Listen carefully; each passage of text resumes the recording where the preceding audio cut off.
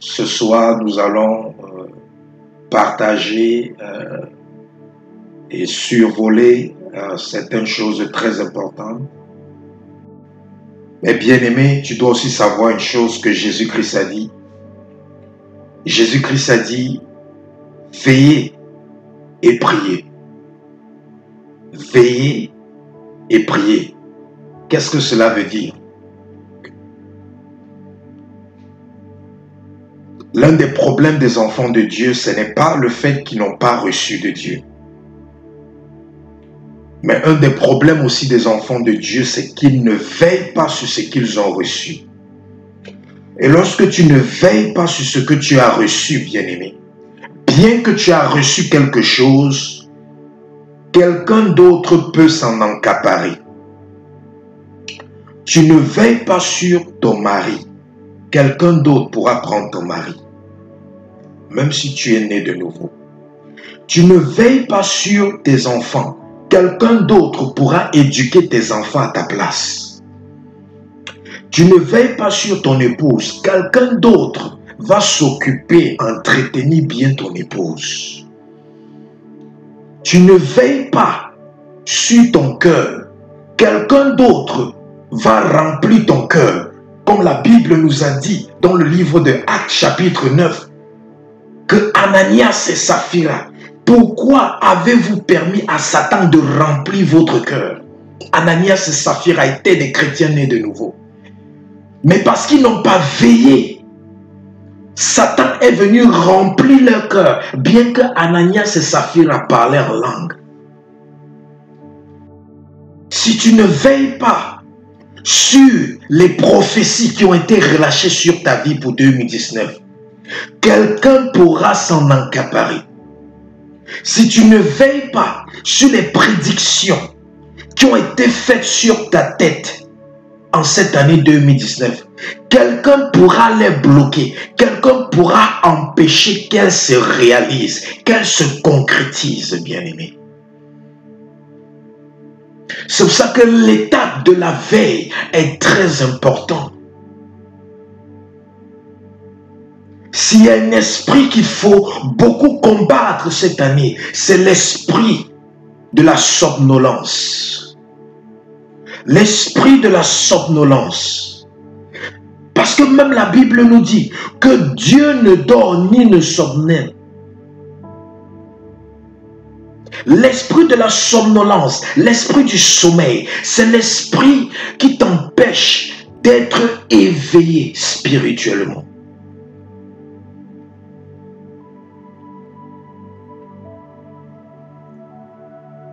Et cet esprit peut même confondre ceux qui œuvrent et qui travaillent pour Dieu d'une manière acharnée.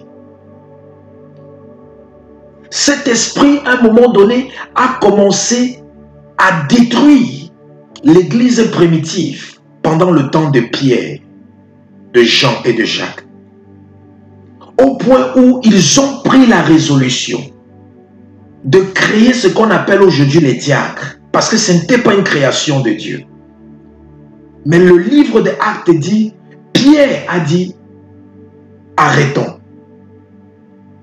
Nous sommes en train d'entrer dans la distraction dans l'église sans s'en rendre compte. Il a dit, choisissons des personnes qui sont remplies du Saint-Esprit, des personnes de qui on rend un bon témoignage, des personnes qui ont une bonne conduite, qui sont sans reproche.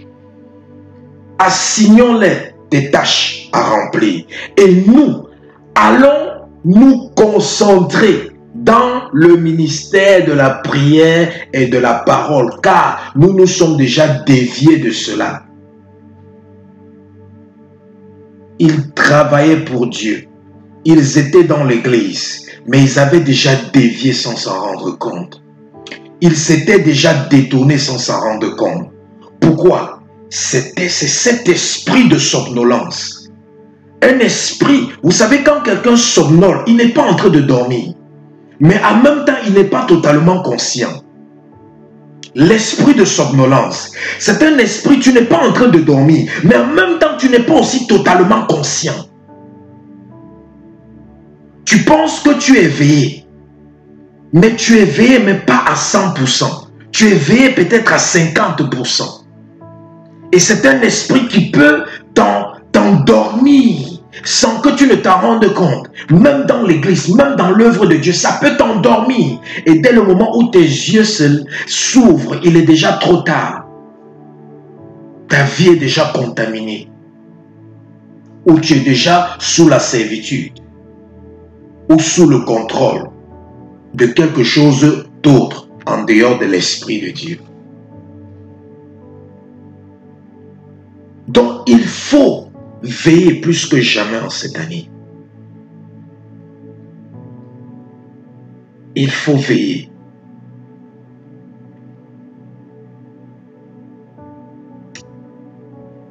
Et en ce qui concerne la foi,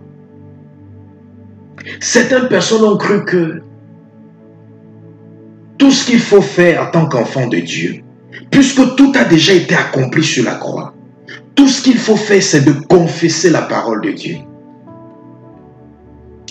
Mais laisse-moi te dire quelque chose. Chacun de vous qui m'écoutez en ce moment, il vous est déjà arrivé à plusieurs fois de confesser la parole de Dieu par rapport à des situations, mais rien ne se passe. Moi-même, ça m'est déjà arrivé plusieurs fois. Pourquoi? Ça ne veut pas dire que la parole de Dieu est fausse. Mais tu dois savoir que il y a deux types de paroles. Il y a ce qu'on appelle le logo, qui est la parole de Dieu écrite. Qui sont ces écritures noires sur les feuilles de papier blanc que tu as devant toi, qu'on appelle la Sainte Bible. Cette parole s'appelle le logo. C'est une parole qui est donnée, qui est généralisée. Et quand tu confesses cette parole, elle ne va pas s'accomplir, même si tu as la foi. Pourquoi? Parce que c'est tout simplement le logo, c'est la parole écrite. C'est pour ça que même un féticheur peut arrêter sa Bible en main et faire les incantations. Il y a des agents sataniques qui m'ont dit qu'ils utilisaient les livres de psaumes, les psaumes de David pour faire des incantations. Ils utilisaient quoi? Le logo qui est la parole de Dieu écrite. N'importe qui peut utiliser le logo qui est la parole de Dieu écrite. Mais pourquoi est-ce que tu confesses cette parole et ne s'accomplit pas? Parce que, bien-aimé, tu as besoin de quelque chose au-delà de la parole qui est écrite. Tu as besoin de ce qu'on appelle le réma. Le réma, c'est quoi? Le réma, c'est la révélation que tu reçois de Dieu concernant la parole qui est écrite dans ta Bible. Le réma, c'est quoi? C'est la parole que tu reçois de Dieu à un moment spécifique, pour une situation spécifique. Le réma que je peux recevoir par rapport à ma maladie n'est pas le même réma que toi tu as besoin par rapport à ta maladie. C'est pour ça que deux personnes peuvent confesser le même verset biblique. Un reçoit les ossements, l'autre ne reçoit pas les ossements. Pourquoi? Parce que l'autre l'a fait par révélation et l'autre l'a seulement fait par simple lecture dans la Bible.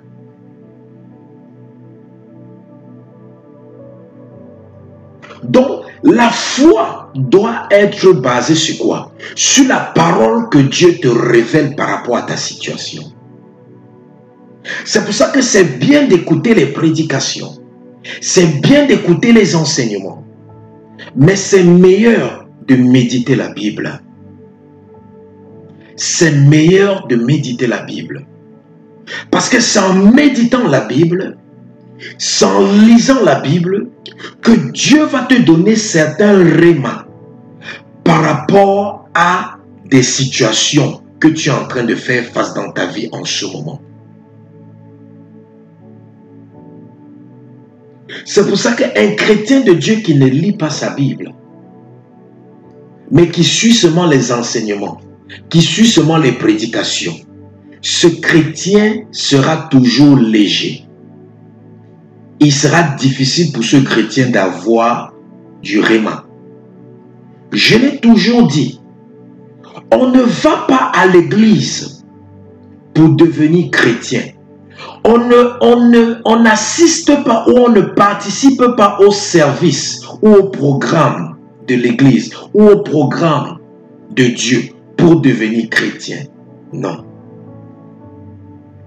On va dans la présence de Dieu. On va dans les programmes de l'église. On va à l'église pour recevoir des instructions. Des instructions que nous devons maintenant aller appliquer dans notre vie personnelle hors de l'église. Et c'est en appliquant ces instructions dans notre vie personnelle hors de l'église que nous devenons des chrétiens. Mais personne ne devient chrétien à l'église. Personne ne devient chrétien en allant à l'église. L'église est comme un centre de formation. Aucun maçon ne devient maçon parce qu'il est allé s'asseoir dans un centre de formation de maçonnerie. Tout maçon est allé dans un centre de formation, a reçu une formation, a reçu un entraînement en ce qui concerne la maçonnerie. Mais le maçon devient maçon lorsqu'il va sur le terrain, dans les chantiers, et il commence à mettre en pratique la théorie qu'il a reçu. L'église, le pasteur, les serviteurs de Dieu te donnent la théorie. Et toi maintenant, tu pars faire la pratique dans ta vie personnelle.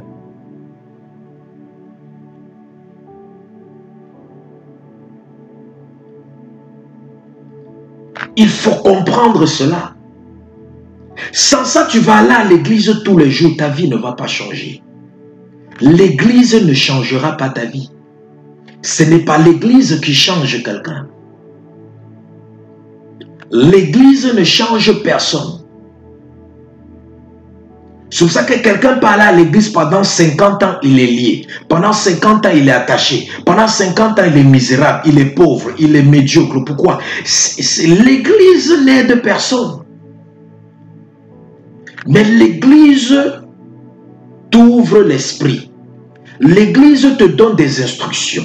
L'église te donne des informations. Lorsque tu les appliques dans ta vie quotidienne, ta vie change.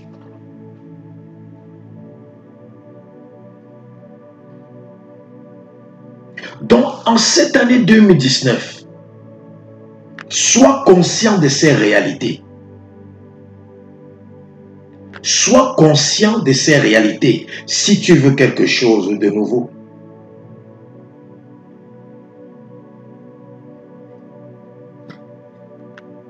Quand on parle de la foi, beaucoup de chrétiens n'ont pas compris ce que c'est la foi. Et je veux t'exhorter en quelques minutes sur la foi qui plaît à Dieu. La Bible dans le livre de Hébreux, chapitre 11. Hébreux, chapitre 11, verset 6. Prends ta Bible dans Hébreux, chapitre 11, verset 6. Hébreux, chapitre 11, verset 6.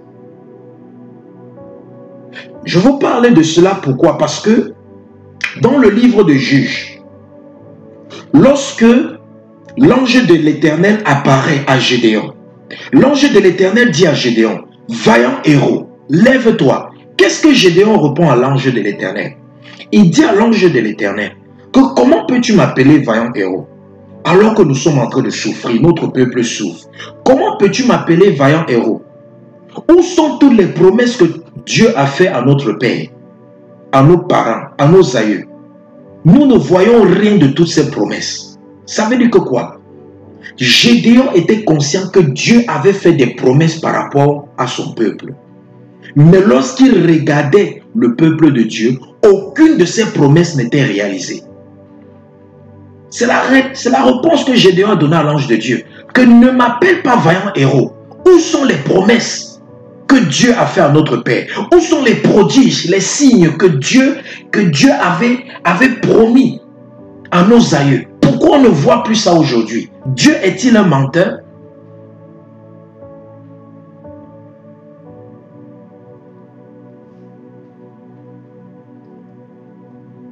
Parce qu'on peut faire des promesses sur ta vie. Dieu peut relâcher les prophéties et les déclarations comme il a fait le 31. Mais est-ce que ça va s'accomplir? Non, tu as ta part à faire. Tu dois faire ta part. Dieu a déjà fait sa part, tu dois faire ta part. Et tu as besoin de la foi. Et la foi, et le Hébreux 6, 11 dit que quoi? Or, sans la foi, il est impossible de lui être agréable. Car il faut que celui qui s'approche de Dieu croit que Dieu existe et qu'il est le rémunérateur de ceux qui le cherchent. Et quand Dieu m'a expliqué ce que c'est la foi, il m'a dit, le problème des chrétiens, c'est que les chrétiens pensent qu'ils ont la foi. Mais alors que ce n'est pas la foi, les chrétiens ont ce qu'on appelle les cris de détresse. Ça veut dire que quoi? La plupart des enfants de Dieu vont te dire, j'ai la foi que Dieu va me guérir. J'ai la foi que Dieu va me sauver. J'ai la foi que Dieu va me sortir de ma situation.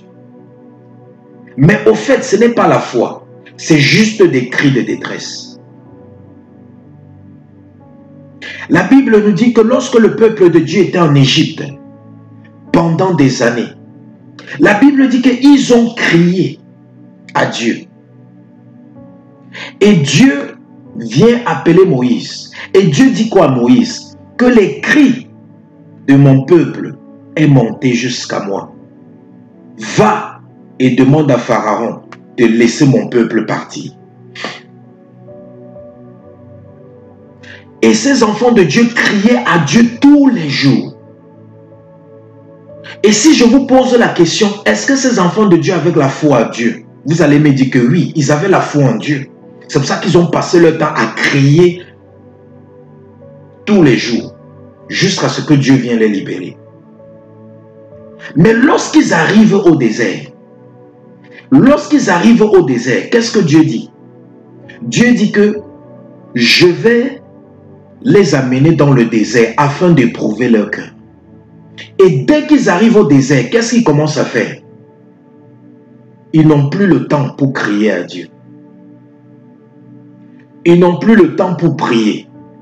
Ils n'ont plus le temps pour jeûner. Ils commencent maintenant à penser plus aux choses qu'ils ont abandonnées en Égypte. Donc, qu'est-ce qui les a fait prier?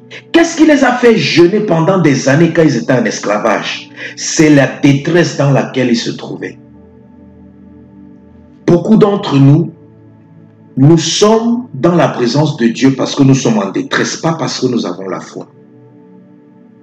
Nous sommes dans la présence de Dieu parce que nous avons des besoins, pas parce que nous avons la foi.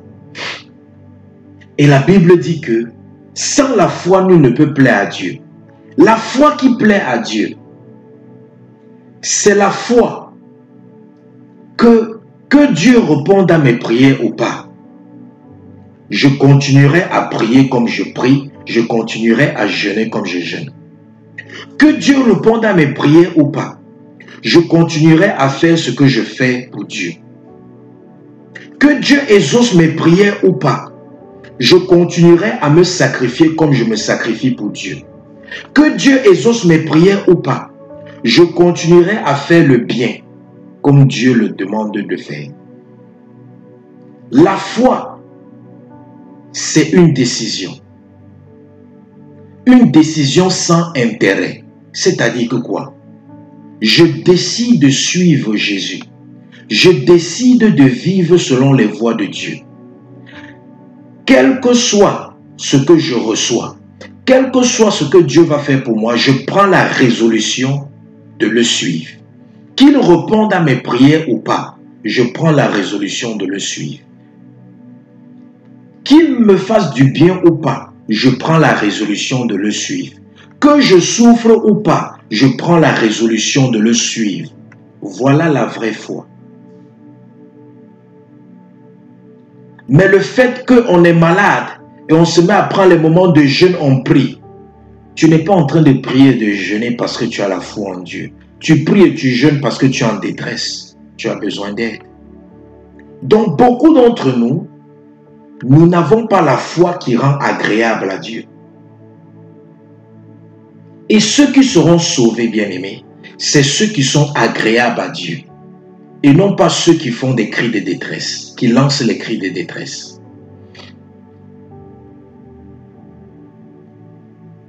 Lorsque tout va bien dans ta vie,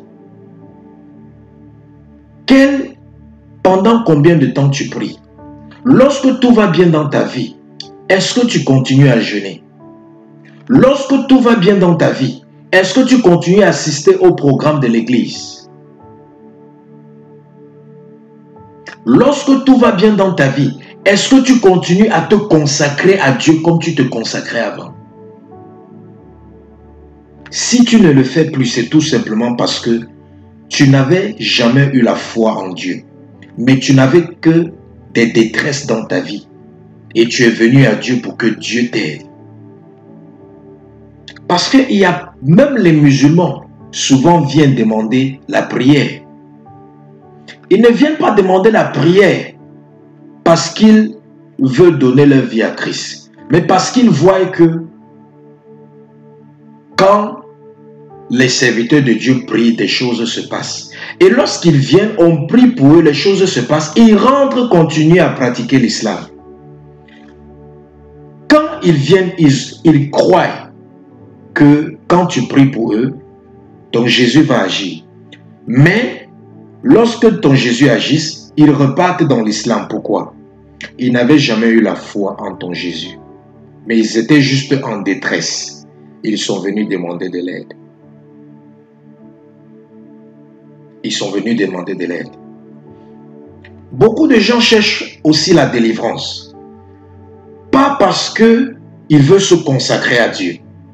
Pas parce qu'ils veulent marcher selon les voies de Dieu. Mais parce qu'ils sont dans des situations très inconfortables.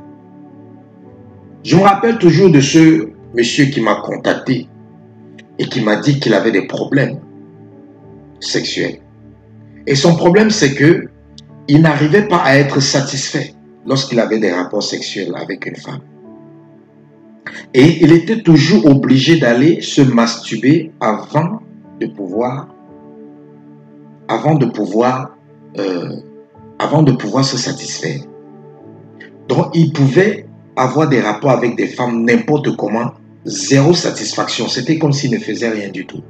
Mais c'est quand il partait se masturber que maintenant, il était satisfait. Et quand il me pose ce problème, je lui dis, il n'y a pas de problème. Dieu peut résoudre ça facilement. Mais je lui demande premièrement, est-ce que tu es marié? Non, il n'est pas marié. Je dis, ok. Je lui dis, mais si tu n'es pas marié, pour le moment, tu ne dois pas te déranger pour ce problème. Parce qu'actuellement, tu n'es pas marié, donc ce problème ne doit même pas te déranger. Mais néanmoins,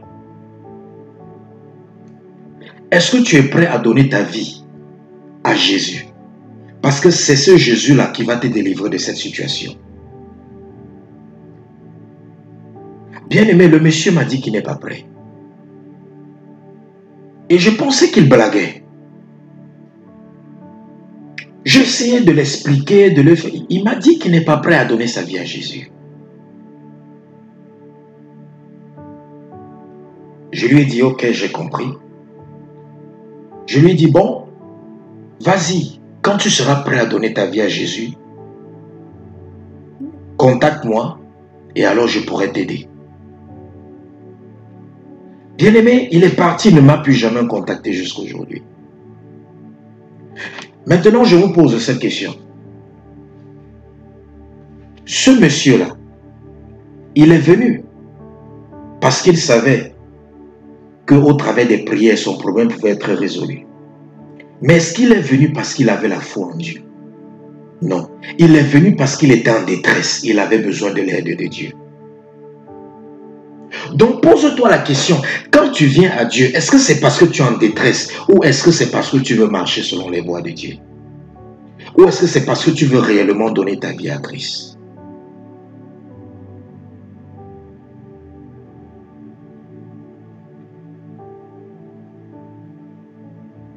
Tu peux avoir des problèmes dans ton couple.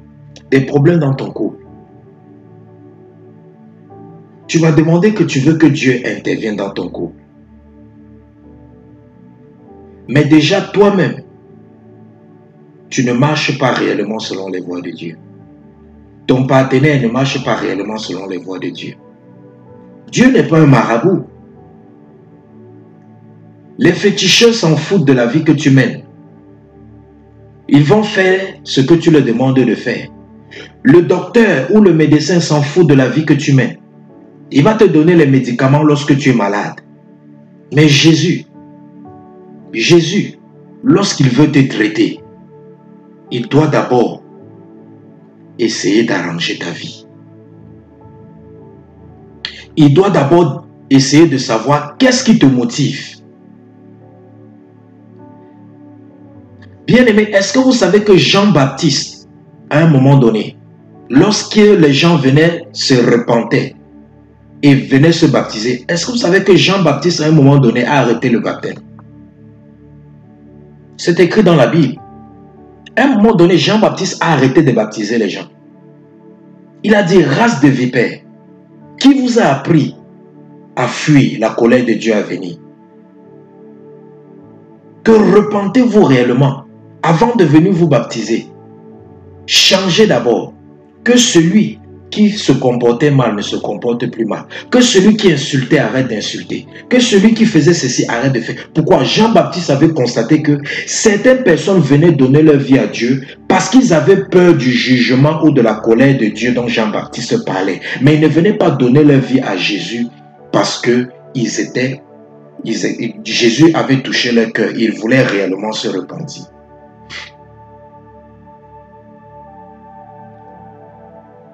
Je vous ai dit, s'il y a une chose que Dieu ne contrôle pas, c'est la volonté de l'homme. Dieu ne contrôle pas la volonté de l'homme.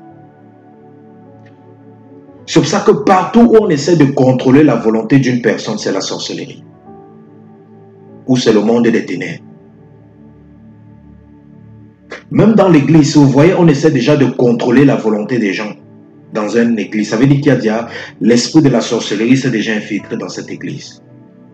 Il y a une chose que Dieu ne contrôle pas, c'est la volonté. C'est pour ça que quand Adam et Ève ont décidé de manger le fruit, Dieu savait qu'ils étaient en train de manger le fruit. Dieu savait qu'ils étaient en train de manger le fruit, bien-aimés. Dieu les a vus, non? Mais pourquoi Dieu n'est pas venu les stopper? Pourquoi? Dieu les avait déjà dit, ne mangez pas de ce fruit. Dieu ne pourra jamais venir forcer quelqu'un dans sa volonté. Non. Tu as la volonté de faire ce que tu veux. Tu as la volonté de décider de ton devenir. Dieu ne va jamais venir te forcer. Tu peux aller faire des mauvaises choses, Dieu te voit. Mais il ne dit rien. Pourquoi? Il sait qu'il t'a déjà parlé. C'est à toi, au travers de ta volonté, de décider que non, ici, je dois m'arrêter. Ici, je ne dois pas faire ceci. C'est à toi de dire maintenant que Seigneur, mon esprit est disposé. C'est-à-dire, j'ai la volonté de changer, mais ma chair est faible. Là maintenant, Dieu entre en scène et il t'aide. C'est comme ça. Tant qu'il n'y a pas la volonté, Dieu ne peut rien faire. Donc pose-toi la question. Est-ce que tu viens pour prier parce que tu veux devenir un chrétien meilleur? Ou parce que tu veux plaire plus à Dieu? Ou est-ce que tu viens juste parce que tu as des problèmes financiers, tu as des maladies? Je ne suis pas en train de dire que on ne doit pas venir à Dieu pour que Dieu comble nos besoins. Non, non, non, non. L'évangile, c'est la bonne nouvelle. L'évangile, c'est la bonne nouvelle. Jésus est venu nous donner la bonne nouvelle. Et la bonne nouvelle, c'est que celui qui est perdu sera sauvé. Celui qui est malade sera guéri. Celui qui est pauvre sera riche. Celui qui est captif sera libéré, sera délivré. C'est la bonne nouvelle. Celui qui est maudit sera béni. C'est la bonne nouvelle. Mais pourquoi est-ce que tu viens? Si tu viens seulement pour ces choses et tu ne viens pas pour avoir une relation avec Jésus, tu ne seras jamais agréable à Dieu. Et tu pourras beau servir Dieu, tu pourras beau être à l'église comme Ananias et Saphira, mais avec le cœur rempli par Satan.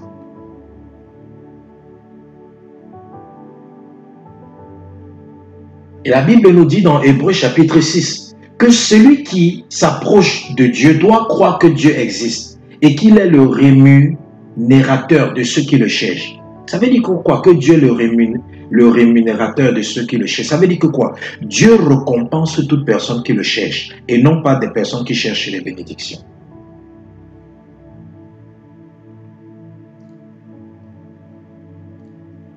Parce que quand tu cherches Dieu, la bénédiction va te poursuivre. Quand tu cherches Dieu, la grâce va te poursuivre. Quand tu cherches Dieu, la prospérité, toutes ces choses-là, ça va te suivre. C'est pour ça que la Bible dit dans le livre de Matthieu, cherchez premièrement le royaume des cieux et toutes choses vous seront données par-dessus elles. La même Bible dit dans le livre de Jean chapitre 15 verset 7, si la parole de Dieu demeure en toi et si tu demeures en Jésus, demande tout ce que tu voudras, cela te sera donné.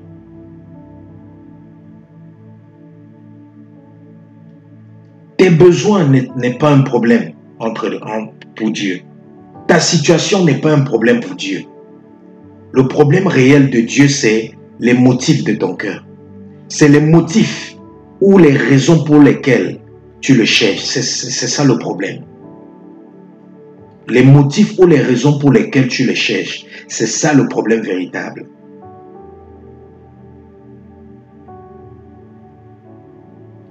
Parce qu'il y a une vie de consécration que lorsque tu commences à mener, ta vie se débloque sans que tu ne t'en rendes compte. Il y a une vie de consécration que quand tu commences à mener, les maladies quittent de ton corps sans que tu t'en rendes compte.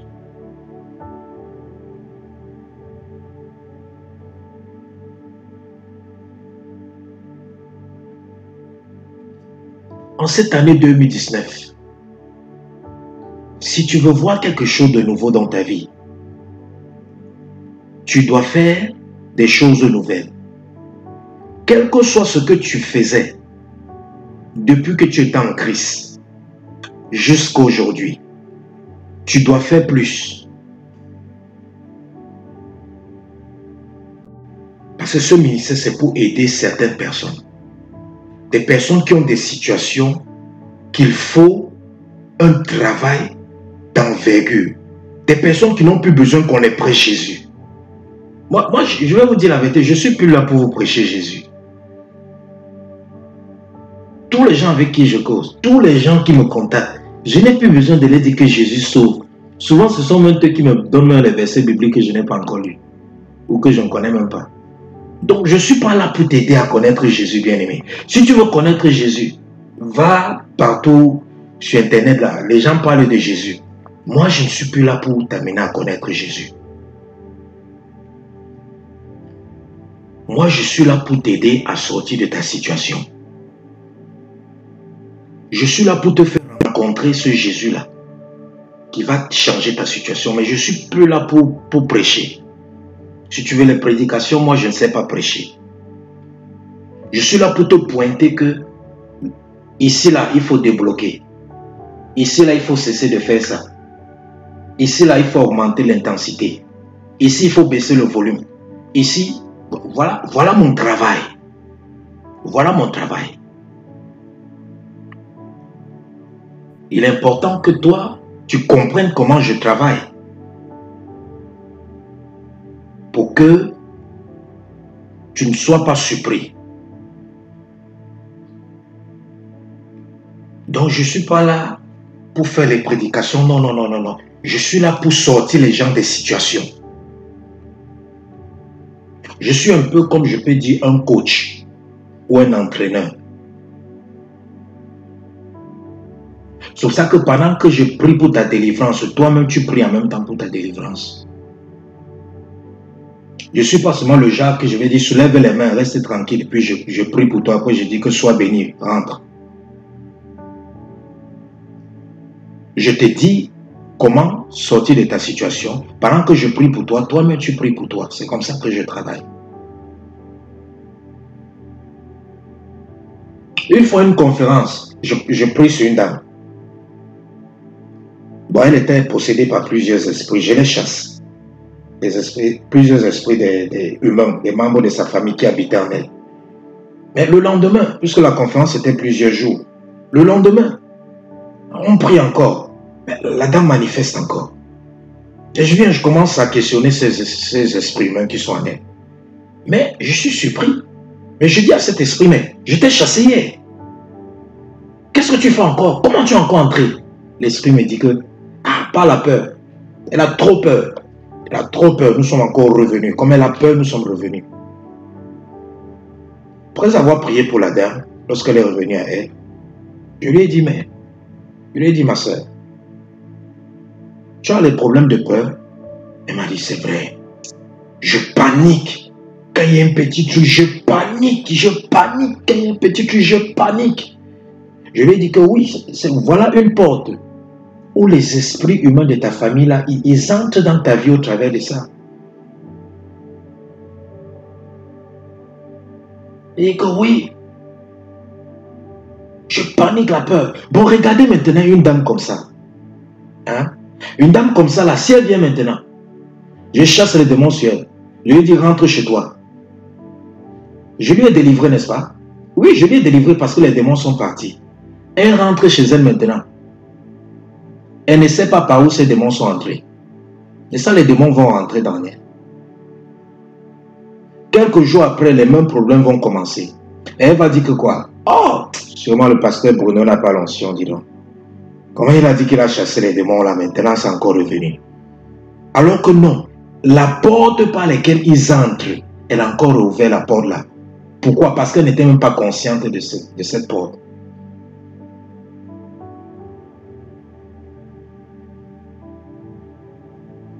C'est pour ça que moi j'enseigne sur ces choses.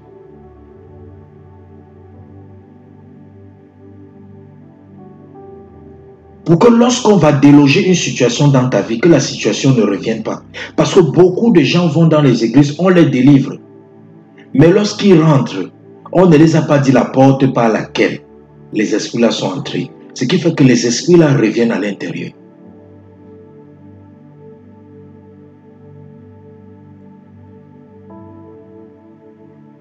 Un serviteur de Dieu qui a l'onction, lorsqu'il prie sur toi, il peut chasser les démons. Mais est-ce que le serviteur de Dieu va aller habiter avec toi? Est-ce qu'il va aller rester dans ta maison pour empêcher le démon de revenir? Voilà. Voilà. Si Jésus pouvait empêcher le démon de revenir, c'est que les chrétiens ne devaient pas être possédés aujourd'hui. Jésus a fini son travail sur la croix, bien-aimé. Le reste là, c'est à nous de le faire. Jésus a fini son travail sur la croix. Le reste, c'est à nous de le faire.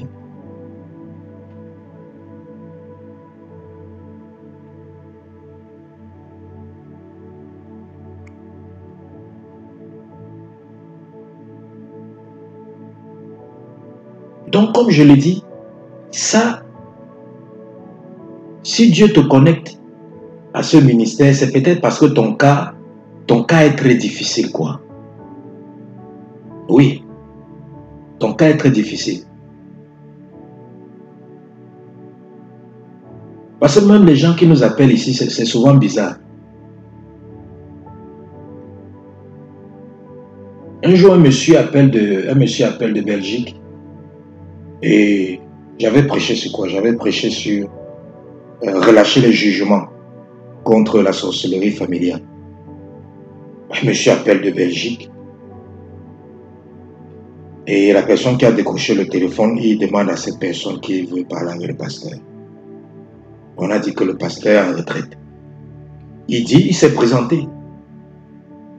Il a dit, je suis le président de la franc-maçonnerie en Belgique et j'aimerais demander au pasteur pourquoi il enseigne aux gens à relâcher les jugements contre la sorcellerie. Que moi, je veux lui demander ça. Pourquoi il ne doit pas enseigner? Pourquoi il enseigne aux gens ce genre de trucs? Comme la personne qui a décroché le téléphone tremblait déjà, la personne a dit que le pasteur n'est pas là. Quand il sera là, je vais lui passer votre message. Il y a des gens qui m'envoient les messages que je vais être délivré. J'ai déjà tué. J'ai tué les gens. Je vais être délivré. Ils vont dire que je suis dans telle secte, je suis dans telle secte, je veux sortir. C'est pour te dire que quoi? Je te donne juste ces exemples pour que tu saches que notre manière de travailler, ça ne sera pas facile. Nous allons vous soumettre dans des programmes, mais des programmes qui vont transformer votre vie. Des programmes qui vont faire de vous des bulldozers. Des programmes qui vont faire de vous les piliers ou les colonnes sur lesquelles vont reposer l'Église ici sur terre. Certains d'entre vous êtes déjà allés dans plusieurs ministères. Ça doit aussi vous faire penser que quoi? Ça doit aussi vous faire comprendre que quoi? Que peut-être il est temps pour moi de m'asseoir et de combattre pour moi-même. Oui. Bien-aimé, il y a les victoires dans ta vie que tu ne peux qu'obtenir toi-même.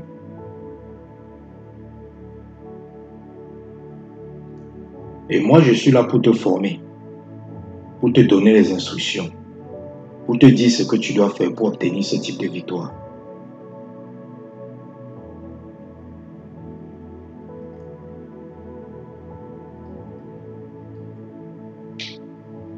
Parce que si aujourd'hui, tu te retrouves dans une forêt isolée, il n'y a personne autour de toi, aucun moyen de communication. Tu vis dans cette forêt pendant 1 an. Que va devenir ta foi chrétienne?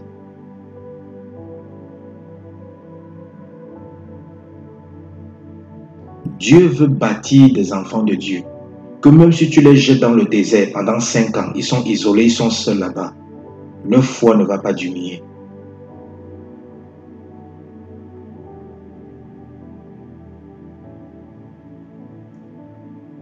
Parce qu'avec le degré de méchanceté qu'il y a maintenant dehors, le degré de satanisme qu'il y a dehors, peut-être tu ne le sais pas, tout a été infiltré. Je dis bien, tous les domaines en ce moment sont infiltrés dans le monde entier. Les systèmes, les gouvernements, toutes les organisations, même l'éducation, tout est infiltré, tout. Tout. Même l'église de Dieu est infiltrée. Juste pour que tu saches que tout est infiltré de nos jours.